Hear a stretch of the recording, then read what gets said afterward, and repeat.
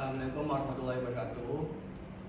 Perkenalkan, kita dari kelompok 6 ingin mempresentasikan tugas akhir mata kuliah manajemen rantai pasok yang berisikan analisis strategis dan rekomendasi manajemen rantai pasok terpadu untuk PT Sinolan.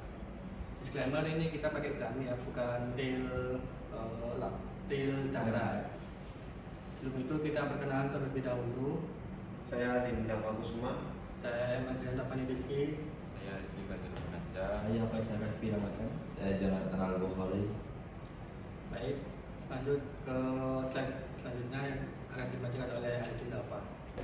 Yang pertama merupakan kerangka kerja teoritis SCM yang berisikan digital supply chain dan material requirement planning. Digital supply chain transformasi rantai pasok tradisional dengan teknologi modern seperti cloud computing, IoT, dan analistik data untuk menciptakan transparansi data dalam pengambilan keputusan real time. Dan material requirement planning, metode terstruktur untuk menghitung kebutuhan bahan baku secara akurat, menjamin ketersediaan produk jadi pada waktu tepat tanpa penumpukan stok.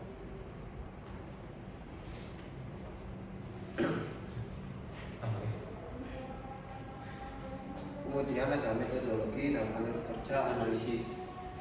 Yang pertama yaitu studi literatur, yang kedua observasi objek, yang ketiga identifikasi masalah, yang keempat formulasi solusi. Yang bagian pertama ada kondisi existing dan profil perusahaan. Di sini merupakan struktur dan pembagian peran, yaitu ada beberapa peran seperti pimpinan dan manajemen pusat, tim gudang dan quality control, tim admin dan toko online, dan tim penjualan toko offline. Selanjutnya akan dilanjutkan oleh rekan saya. Selanjutnya yaitu profil bisnis dari brand kami, yaitu brand Klotok. Pada saat ini dijelaskan profil brand kita yaitu merupakan bisnis retail fashion yang berfokus pada sweater dan kaos kasual yang branding. Klotok menggunakan sistem bisnis omnichannel yaitu toko fisik dan sistem online seperti e-commerce, TikTok Shop, dan Shopee bisa dikatakan begitu. Visi dari Klotok adalah menjadi brand fashion yang respon sama tren fashion yang begini. Tapi harga dari Klotok itu yang bersahabat.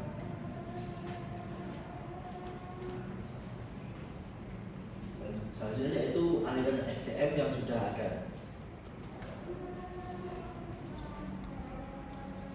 Aliran SCM ini yang diawali dari supplier kain yang menyediakan bahan kain seperti katun, lintes, dan yang langsung dari mitra grosir di Bandung dan Surabaya. Setelah proses produksi selesai, barang yang dikirim akan dikirim ke gudang yang berada di lantai 2 ruko sebagai pusat penyimpanan secara manual, sehingga berpotensi menimbulkan ketidakseimbangan antar data. Setelah itu dari gudang produk kemudian didistribusikan ke dua jalur penjualan yaitu toko offline dan toko online melalui jasa ekspedisi JNT dan Secepat. Sistem lama ini masih memiliki beberapa kelemahan, terutama pada pengelolaan stoknya.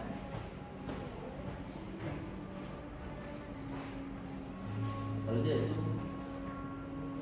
kendala identifikasi masalah dan analisis risiko yang dilanjutkan oleh rekan saya. Di sini ada identifikasi masalah dan analisis risiko. Yang pertama itu ada kendala pengadaan dan vendor.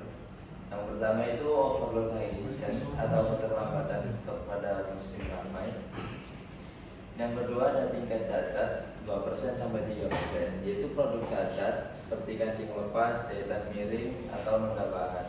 Itu masih sering lolos akibat minimnya instrumen QC di hulu. Yang ketiga ada single sourcing kemeja, hanya mengandalkan satu konveksi kemeja. Terjadinya kendala di pihak penjahit berdampak fatal pada kekosongan stok. Lalu ada ketidakseimbangan persediaan, yaitu ada stock best seller itu kehilangan margin signifikan pada produk terlaris seperti warna hitam dan warna white ukuran M atau L akibat durasi isi ulang. Pesanan baru memakan waktu lama berkisar 5 sampai 9 hari. Lalu ada overstock slow moving, yaitu penumpukan stok ukuran ekstrim seperti ukuran S atau XL dan variasi warna kurang diminati di gudang lantai 2 ruko, mengandalkan modal kerja yang seharusnya berputar lancar. Lalu ada hambatan distribusi omnichannel. Yang pertama ada stock mismatch, yaitu selisih data. Tidak adanya pembatasan kuota dinamis memicu benturan stok online dengan transaksi langsung kasir offline dari pembeli di ruko. Lalu ada pick up delay kurir ekspedisi. Pada momen peak campaign e-commerce, kurir logistik kerap terlambat melakukan penjemputan paket harian di ruko. Lalu ada beban reverse logistik, munculnya komplain atau salah kirim jenis pakaian atau ukuran oleh staf packing yang berujung kerugian beban biaya kirim seperti pengembalian barang. Lalu ada dampak buruk sistem lama. Yang pertama ada kerugian finansial, yaitu pemborosan modal pada produk berlebih dan hilangnya profit dari lost sales. Yang kedua ada kelelahan staf gudang, itu admin dan kru packing terbebani verifikasi manual, memicu human error. Yang ketiga ada destruksi reputasi brand, yaitu ulasan negatif e-commerce akibat salah kirim dan pembatalan transaksi otomatis. Lalu akan dilanjutkan oleh teman saya. Oke, baik. Jadi di bagian yang ketiga ada usulan solusi dan rekomendasi strategis. Jadi pada kategori ini meminta vendor proses SCM existingnya. Proses SCM existingnya single sourcing kemeja, antrian padat tanpa jaminan kecepatan waktu. Kemudian pada sistem SCM usulan baru, multi sourcing partner strategis dan penerapan penalti SLA ketat. Kemudian pada kategori ini kontrol persediaan, proses SCM existingnya perkiraan subjektif bulanan, manual, spreadsheet, Excel. Kemudian di sistem SCM usulan baru, formulasi ilmiah, kuantitatif EOG, safety stock, dan reorder point. Kemudian pada kategori alokasi stok retail, prosesnya penyimpanan fisik tercampur antara kuota retail online dan offline ruko. Kemudian sistem SCM usulan barunya, pemisahan kuota inventory digital atau buffer stock otomatis via cloud. Kemudian yang terakhir, operasional logistik, yaitu ketergantungan pada ekspedisi pick-up tunggal dan verifikasi visual. Kemudian usulan SCM barunya multi ekspedisi fleksibel dan pemindahan validasi barcode digital whole hilir. Berikutnya poin rekomendasi strategis terpadu. Yang pertama ada lini procurement, yakni pola multi sourcing garment untuk mereduksi ketergantungan serta penandatanganan SLA dan target quality control yang mengikat vendor. Yang kedua ada lini inventory, yakni integrasi rumus optimasi persediaan meliputi EOQ, ROP, dan safety stock terkomputerisasi guna mengatasi penumpukan dan kekosongan stok. Kemudian yang ketiga, lini logistik, yakni isolasi kuota buffer stok khusus e-commerce terproteksi sistem cloud dari jangkauan transaksi langsung pos retail offline. Di bagian mekanisme kerja inventory cloud, yakni aliran data omnichannel terintegrasi, yakni menghubungkan gerai fisik dan e-commerce secara langsung dengan manajemen pusat. Seperti sinkronisasi real time, yakni penjualan di marketplace, Shopee, TikTok Shop, otomatis memotong kuota unit gudang buku. Kemudian pencegahan overselling, apabila stok menyentuh angka 0, status produk otomatis beralih menjadi habis di semua kanal. Yang ketiga, aksesibilitas satu dashboard. Pemilik bisnis, kasir, dan kru packing memantau lokasi barang dalam satu platform visual.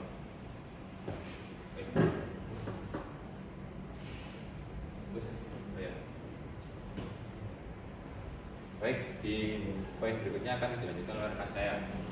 Baik, selanjutnya ke pengetatan TLA dan SOP PI hutang. Nah, di sini ada 2 poin. Yang pertama klausul kontrak SLA vendor dan SOP baru penerimaan hutang. Kita ke klausul kontrak SLA vendor, yaitu batas maksimal keterlambatan kiriman maksimal 2 kali 24 jam dari waktu PO disepakati.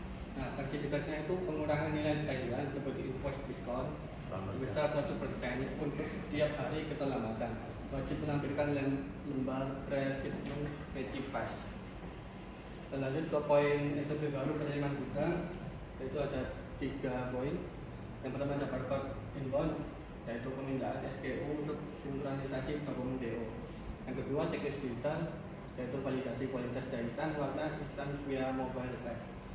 Yang ketiga barcode outbound, yaitu validasi double scan saat packing guna menekan salah kirim. Lanjut ke mitigasi taktis dan target solusi. Nah, di sini kita dapat target tingkat error operasional itu kurang dari 1%. Nah, untuk langkah solusinya itu ada penyelesaian overstock, yaitu bundle package atau menjual produk slow moving dipasang dengan bestseller, dan warehouse clearance sale jadwal. Yang kedua yaitu penyediaan buffer stock, yaitu penyediaan inventory aman khusus untuk marketplace online demi mengerjakan pesanan tak terduga, bisa dari etalase toko.